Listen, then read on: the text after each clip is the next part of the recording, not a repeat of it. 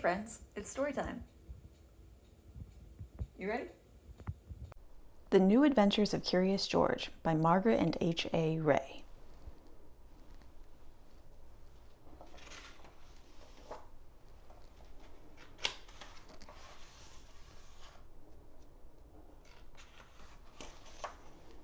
The New Adventures of Curious George.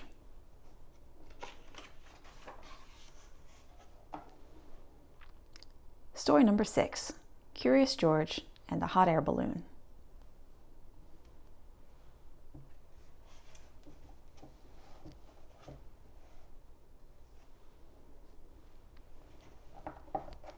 Curious George and the Hot Air Balloon.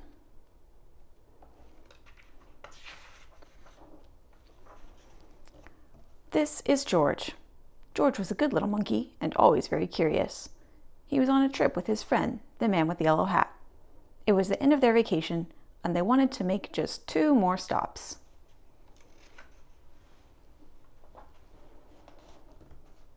They were in South Dakota, so, of course, they went to see Mount Rushmore.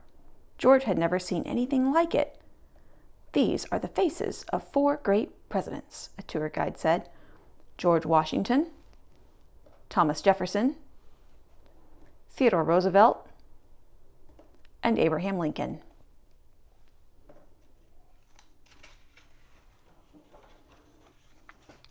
"Look," said a girl, "there's something crawling on George Washington's head." The tour guide explained that some workers were making repairs to the faces. George watched the workers. Then he saw a helicopter fly by. It was taking tourists for a close-up look. George thought that would be fun.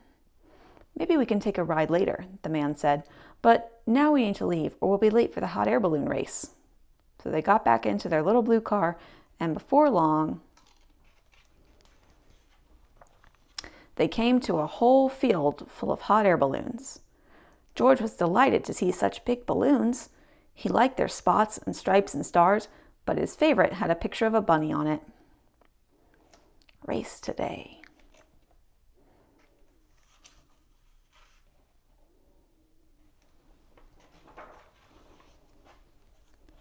One balloon was not yet up in the air. Its owner was hurrying to fill it as a newspaper reporter took pictures. The man with the yellow hat watched the balloon on the ground, but George watched the balloons in the sky. He was curious. Why didn't they fly away? Then he saw the ropes. A rope is a good thing to keep a balloon from flying away, thought George. A rope is a good thing to climb.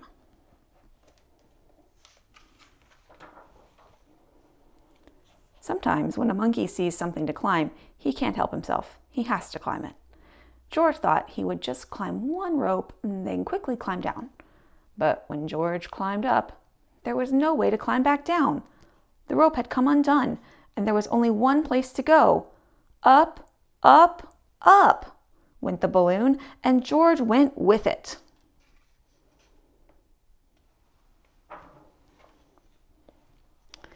George flew higher and higher, and the people below grew smaller and smaller.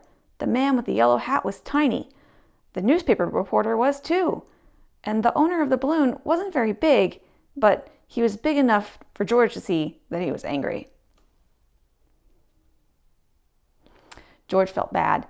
He didn't mean to take the balloon. He didn't even know how to fly it. As the wind whisked him away, he wished he had someone to help him. But he was all alone. Except for that tiny bird.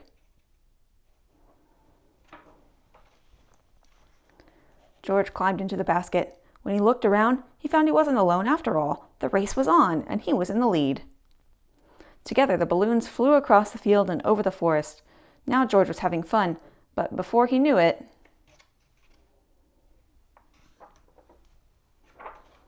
George was alone again, and all the fun was gone. Flying by himself high in the sky, George was frightened. How would he ever get down, he wondered.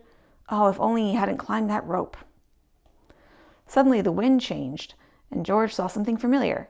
He was excited. Someone was sure to help him now. In fact, there was someone right in front of him.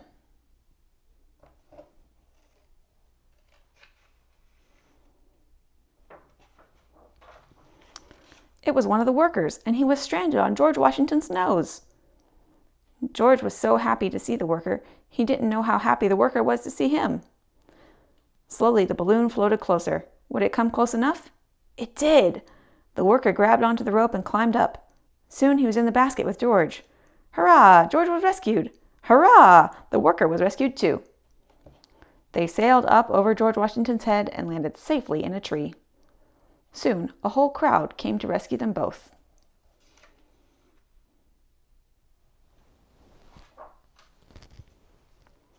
The man with the yellow hat was happy to see George. The reporter was glad to have such an exciting story to report, and the owner of the balloon wasn't angry anymore. Everyone had seen the rescue. George was a hero. After the workers thanked him, George got a special treat. He got to ride in the helicopter. The helicopter flew George and the man with the yellow hat once more past the presidents, then back to the little blue car.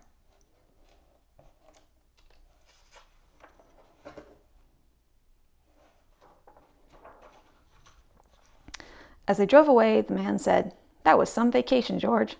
George agreed. It was an exciting vacation, but they were both very glad to go home. The end. The next story, as usual, is for next time.